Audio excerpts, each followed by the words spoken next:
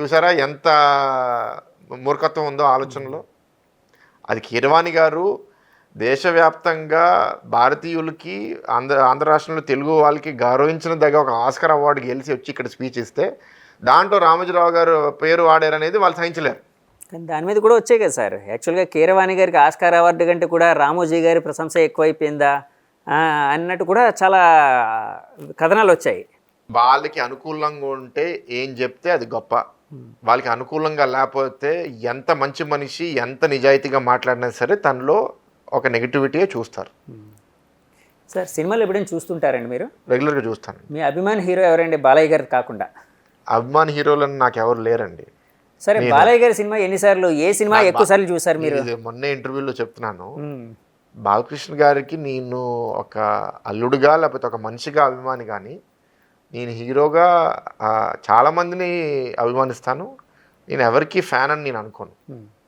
సరే మంచి cinema sir, ఎవరి నటన బాగా నచ్చుతుంది మీకు? అంటే ఏ జనరేషన్లో ఎంతమంది, చాలా మంది హీరోస్. యంగ్ జనరేషన్ అనుకోండి, జూనియర్ ఎన్టీఆర్, అల్లు అర్జున, బన్నీనా, ఎవరు సారీ రామ్ చరణ్, ప్రభాసా, వీళ్ళందరూ నలుగురు సినిమాలు ఇష్టం నాకు. జూనియర్ ఎన్టీఆర్ గారు, ప్రభాస్ గారు, అల్లు అర్జున్ గారు, రామ్ చరణ్, అందరు నలుగురు సినిమాలు ఇష్టమే. ఇప్పుడు పెద్ద హీరోస్ చాలా వరకు అందరి సినిమాలు చూస్తాను. బాగుంటే నచ్చుతుంది, బాగపోతే బాగాలేదంటాను. సార్ సినిమాలు ఫ్యామిలీతో వెళ్తారా లేకపోతే అనుకోకుండా అలాగా ఈ పార్టీ కార్యక్రమాలు వెళ్ళి ఒక చిన్న రిక్రియేషన్ కోసం అనుకోకుండా అనేది ఉండదు. ఇప్పుడు వైజాగ్లో గత 4 ఏళ్ళుగా నేను నాకు ఒకరిద్దరు ఫ్రెండ్స్తో వెళ్తున్నాను. ఇక్కడ హైదరాబాద్లో ఉండుంటే మా ఆవిడ, నా ఫ్రెండ్స్, మిగతా వాళ్ళందరితో వెళ్ళేవాడిని. అండ్ చాలాసేపు చూసేవాడిని. కాలేజీలో ఉన్నప్పుడు సంవత్సరంలో 200-250 సినిమాలు చూసేవాడిని. కాలేజీలో ఉండేటప్పుడు అంటే కాలేజీ బంక్ కొట్టి సినిమాలు వెళ్ళిన సందర్భాలు ఏమైనా ఉన్నాయండి? చాలాసార్లు. ఉన్నారా? అసలు 11th and 12th నేను కాలేజ్కే సరిగ్గా వెళ్ళలేదు. అవునా? అంత మంచి స్టూడెంట్ కాదు నేను. 11th and 12th 10th దాకా మంచి స్టూడెంట్, మళ్ళీ యూఎస్కి వెళ్ళి కాలేజ్ చదివినప్పుడు మంచి స్టూడెంట్, కానీ 11th and 12th అంత బాగా చదవలేదు. అదంతా ఎక్కడండి స్కూలింగ్ ఎంతనా? 12th దాకా హైదరాబాద్. ఓకే. మళ్ళీ ఇంజనీరింగ్ ఏమో యూఎస్లో చదివాను. ఓ, యూఎస్లో చాలాసార్లు వింటూ ఉంటానండి, తెలుగు సినిమా వచ్చిందంటే ఇంకా ఇక్కడ మాస్ ఎలాగుంటారో అక్కడ క్లాస్ కూడా ఆ లెవెల్లోని థియేటర్లో విజిల్స్ వేస్తూ ఇలాగ విసురుతూ. ఇక్కడంతా కాదు, ఆ నాగరికత అనేది ఇప్పుడు కొంచెం పెరుగుతుంది. ఎందుకంటే ఇవాళ తెలుగు రాష్ట్రాల నుంచి అమెరికాకి వెళ్ళే యువత పెరిగిపోయారు. ఓకే. ఇప్పుడు 20 ఏళ్ళ క్రితం 15 ఏళ్ళ క్రితం వెళ్ళిన వాళ్ళతో కంపేర్ చేసుకుంటే గత 5-6 ఏళ్ళుగా 10 ఏళ్ళుగా ఇంకా చాలామంది వెళ్తున్నారు. అందుబాటులో ఎక్కువ మందికి వచ్చింది. వాళ్ళ ఆర్థికంగా వాళ్ళ పరిస్థితి పెరగడం వల్ల అప్పులు తీసుకుని చాలామంది చదువు కోసం వెళ్ళి అక్కడ ఉన్నారు. కాబట్టి ఇవాళ మీరు అన్నట్టు అక్కడ పేపర్లు చింపేసి పడేయడం, అరవడము చేయడం అనేది ఇప్పుడు బాగా పెరిగింది. అంటే నేనున్న టైంలో అంతగా లేదు, ఉంది కొంత, కానీ అంతగా లేదు. ఈ రోజుల్లో అమెరికా వెళ్ళడం అంటే అనకాపల్లి వెళ్ళడం అంత ఈజీ అయిపోయింది. ఇది కాకపోయినా సరే ఎక్కువ మంది వెళ్తున్నారు. ఓకే. సార్ బాలకృష్ణ గారు అంటే ఇప్పుడు మీ మిసెస్ గారు, ఈ సంబంధం పెద్దవాళ్ళ ద్వారా వచ్చిందా లేకపోతే మీరు ఇంత పెళ్ళికి ముందు మీ మిసెస్ గారిని ఎక్కడైనా చూసారా? అట్లా ఏమైనా అంటే ఆ విధంగా ఏమైనా? మొన్నే దీని మీద ఒక 5 నిమిషాలు ఇంటర్వ్యూ మీద క్లారిటీగా చెప్పానండి. మీకు ఆ ఇంటర్వ్యూ లింక్ ఇస్తాను, మళ్ళీ మీకు ఇస్తాను. అంటే కాదండి, మేము వేరే లింక్స్ చూడం, మా లింక్స్ మాత్రమే చూస్తాం. మా వ్యూవర్స్ ఎప్పుడు మావి మాత్రమే చూస్తాం. నాకు చెప్పి బోర్ పడుతుంది. సో ఆ పర్టికులర్ నా అంటే నేను సరే అండి, అది పక్కన పెట్టండి సార్. బాలకృష్ణ గారు అనగానే బయట ఒక రకమైన ఇమేజ్ ఉంది సార్. చాలా మంచి మనిషి, కోపం వస్తే ఎవరున్నా కూడా తట్టుకోలేరు అని ఒక అంటే ఆయన ఉన్నారు అంటే నేను చాలాసార్లు నేను సెట్కి వెళ్ళేవాడిని. ఆయన ఉన్నారంటే పిన్ డ్రాప్ సైలెన్స్, అటువైపు వెళ్ళడానికి భయపడుతుంటారు. ఈవెన్ డైరెక్షన్ డిపార్ట్మెంట్ కూడా భయపడుతుంటారు, చాలా భయపడుతుంటారు, బాబు గారు అక్కడ ఉన్నారు వెళ్ళొద్దని. సో అలాగొకటి అంటే ఆయన కావాలనేది క్రియేట్ చేసిందో తెలియదు, లేకపోతే వీళ్ళు పక్కనుండే వాళ్ళు క్రియేట్ చేసిందో తెలియదు. ఆయనైతే చాలా సరదాగా ఉంటారు. ఎందుకంటే నేను ఆయన్ని సింహ 50 days ఫంక్షన్లో చూశాను. ఒకరోజు వైస్రాయ్లో అయింది 50 days విజయోత్సవ సభ. ఆ రోజు ఆయన చిన్నపిల్లలాగా కాక్టైల్ పార్టీ కూడా నడుస్తూ ఉంది. జూనియర్ ఆర్టిస్టులుగా చేసిన వాళ్ళు, ఫైటర్స్గా చేసిన వాళ్ళకి ఈయన పెగ్గు కల్పిస్తున్నారు, తాగండి నా ఒక చిన్నపిల్లలాగా అంటే అట్లా ఎంజాయ్ చేస్తూ ఉన్నారు. కానీ బయట ఆయన కోసం ఏంటంటే ఒక కోపిష్టి, ఒక పరశురాముడిలాగా ఉంటారు ఆయన అన్నట్టు వినిపిస్తూ ఉంటుంది. అంటే ఆ ఇమేజ్ ఇప్పుడు చాలా వరకు మారింది. ఈ అన్స్టాపబుల్ షో. అవునండి, అవును. Season 1, Season 2. కానీ నేను ఎందుకు ఇది అడుగుతున్నానంటే బాలకృష్ణ గారు మామగారు కాబోతున్నారు అని అనిపించినప్పుడు మీకు ఫస్ట్ కలిగిన ఫీలింగ్ ఏంటండి? భయం ఏమైనా వేసిందా, లేకపోతే జాగ్రత్తగా ఉండాలి ఆయన గురించి ఇప్పుడు తెలిసినంత అప్పుడు తెలియదు కదా. అప్పుడు అంత తెలియదు కాబట్టి కొంత ఈ ఊహలు ఉండినాయి. ఏమో ఆయనకి అంత కోపమా, ఎలా ఉంటారు అని. తేజుని కలిసే ముందు ఓకే, కానీ ఒక 2-3 సార్లు ఆ సందర్భంలో ఆయన కలిసి మాట్లాడినప్పుడు అప్పుడే అర్థమైపోయింది చాలా జోవియల్ పర్సన్ అని. మనిషి అన్నాక ఎవరికైనా సరే లోపాలు ఉంటాయండి. బాలకృష్ణ గారికి కొంచెం ముఖ్యమైన కోపం ఉంటుంది కొన్నిసార్లు, అన్ని సందర్భాల్లో కాదు కానీ కొన్ని సందర్భాల్లో. కానీ అది అలా వస్తుంది, అలా పోతుంది, మనసులో పెట్టుకోరు. అండ్ వేరే వేరే కారణాల వల్ల ఒక్కొక్కలాగా డెవలప్ అవుతారు. ఆయన సందర్భాలు ఏంటో నాకు ప్రత్యేకంగా తెలియదు కానీ ఒక దూరం నుంచి చూస్తే ఎన్టీఆర్ గారు అబ్బాయి, అండ్ ఆ వాతావరణంలో పెరిగిన ఆయన చిన్నప్పటి నుంచి ఆయనకి గారాభమో లేకపోతే ఆయన మీద చేస్తే చిరాకు పడే అవకాశం ఉంటుంది కదా. సో ఆ తత్వం కొంచెం వచ్చి ఉండొచ్చు. కానీ మీరు అంటే చాలా సింపుల్, ఒక ఎన్టీఆర్ గారు అబ్బాయి ప్రవర్తించే విధానంగా ప్రవర్తించాడు ఆయన. ఆయన ఏమి నాకు ఇది చాలా లగ్జరీ కార్ కావాలి, లగ్జరీ బట్టలు కావాలి, లగ్జరీ మేకప్ కావాలి అనేది ఏమి ఉండదు. చాలా చాలా సింపుల్. ఒక ఎంట్రీలో ఒక హీరో మొదటి సినిమాలో వాళ్ళకి ఎలాంటి సదుపాయాలు ఉంటాయో అలాంటి సదుపాయాలతో ఈయన అడ్జస్ట్ అయిపోతాడు. బాలకృష్ణ గారి కోపాన్ని మీరు అల్లుడైన తర్వాత ఎప్పుడైనా, అంటే మీ మీద కాదు, ఆయన కోపాన్ని చాలాసార్లు చూసారండి? చాలాసార్లు చూశాను.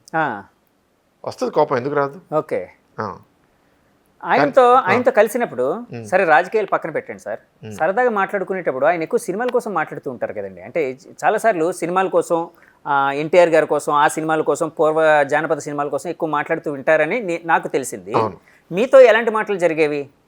అంటే సినిమాల గురించి మాట్లాడతాము బాగా, కానీ ఆయనకి ఇది చాలా గొప్ప మెమరీ అండి. అండ్ ఆయన చాలా రిలీజియస్ అండ్ ఆల్సో చాలా పద్ధతి.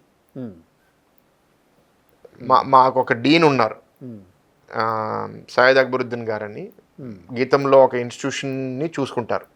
చాలా మంచి ఆయన, ఐఎఫ్ఎస్ ఆఫీసరు. ఇండియాకి యునైటెడ్ నేషన్స్కి అంబాసిడర్గా చేసి రిటైర్ అయ్యి మమ్మల్ని జాయిన్ అయ్యారు.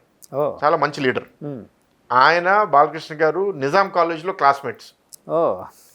ఎప్పుడు 40 ఏళ్ళ క్రితం. సయ్యద్ గారు ముస్లిం కదా, సో రంజాను, ఈద్ అన్నీ సెలబ్రేట్ చేసుకుంటారు. ఈయన ప్రతి సంవత్సరం ఈయన ఎక్కడున్నా సరే, ఎందుకంటే ఐఎఫ్ఎస్ ఆఫీసర్ కాబట్టి ప్రపంచం అంతా తిరుగుతూ ఉంటారు, ఫోన్ చేసి ఈద్ ముబారక్ విష్ చేస్తారు.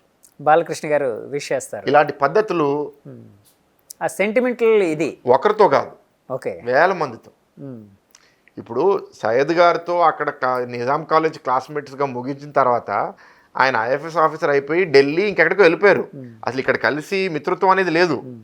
ఆ మిత్రత్వంతోనే 40 ఏళ్ళ మిత్రత్వంతో ఇప్పటికీ, మొన్న ఎంత రంజాన్ అయినా ఇప్పుడు 10 రోజులు అవుతుంది.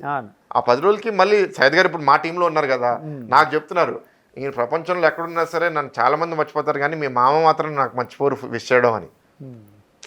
సో అది అలాంటి ఆయనకి ఎక్కువ ఉంటాయి. సో ఒక హ్యూమన్ వాల్యూస్ ఎక్కువ ఫాలో అవుతారు చాలా. అండ్ ఆయన ఎవరి కోసం ఆయన నచ్చుతారో వాళ్ళు ఎప్పుడు ఆయన మనసులో పెట్టుకుంటారు. ఇప్పుడు నేనున్నాను, నేను ఏదన్నా చేస్తున్నాను అనుకోండి, నాకు ఫోన్ చేసి ఎట్లా ఉంది, టైమింగ్ కూడా ఫాలో చేస్తారు ఆయన. ఏ టైంకి వెళ్తున్నావు, ముహూర్తాలు. ఆయన పరిధి లోపలికి ఏదన్నా వచ్చింది అనుకోండి, ఆయనకు తెలిసిన ఒక విషయం గురించి వస్తే అది ఎండ్ టు ఎండ్ సరిగ్గా జరిగేటట్టు వాళ్ళు ఎవరైతే ఆయన శ్రేయోభిలాషులు వాళ్ళ గురించి అంత జాగ్రత్తగా చూసుకుంటారు ఆయన.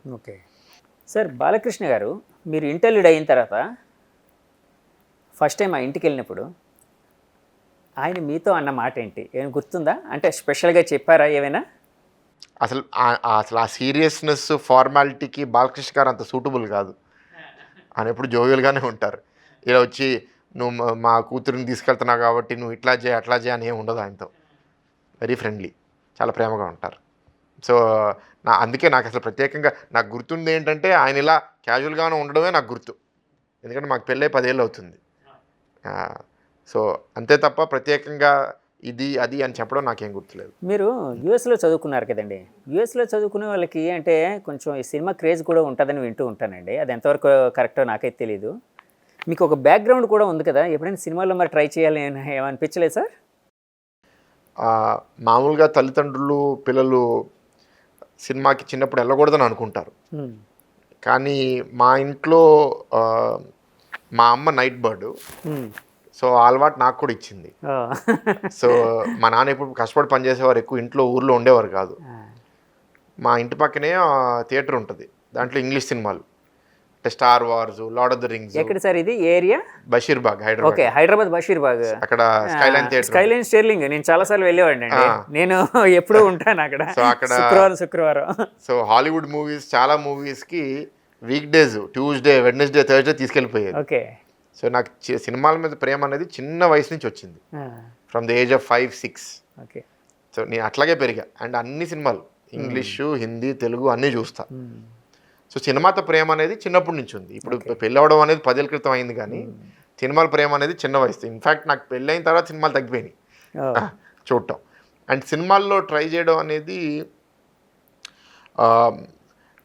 రకరకాలుగా అండి. ఒకటి, దానికి ఒక టాలెంట్ ఉండాలి, బాగా యాక్ట్ చేయగలగాలి, బాగా డ్యాన్స్ చేయగలగాలి, బాగా డైలాగులు చెప్పగలగాలి. డైలాగుల వరకు మేనేజ్ చేస్తానేమో కానీ యాక్టింగ్ నాకు అంత సరిగ్గా రాదు.